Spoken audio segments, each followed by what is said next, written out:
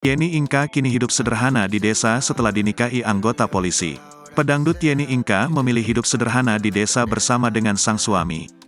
Padahal, sebelumnya Yeni Inka merupakan pedangdut populer yang sering duet bersama Happy Asmara dan Denny Caknan. Bahkan ia juga termasuk salah satu penyanyi dangdut yang videonya banyak ditonton dan paling populer. Namun, kini kabar terbaru penyanyi dangdut ini hidup sederhana setelah dinikahi seorang polisi. Kehidupan mewahnya selama ini seolah tergantikan dengan kesederhanaan setelah menjadi ibu bayangkari. Biasa hidup mewah hingga tampil glamor di atas panggung, pedangdut kini tinggal di desa.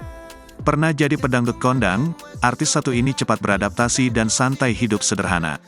Hidupnya tak mewah lagi, bahkan dirinya santai saat dapur terlihat berlantai semen dan sangat sederhana.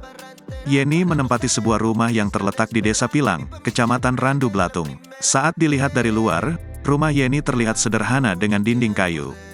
Meskipun begitu, lantainya sudah dilengkapi dengan keramik berwarna krem. Di bagian dalam rumah, masih terdapat kipas angin dan televisi tabung yang menghiasi ruang tengah.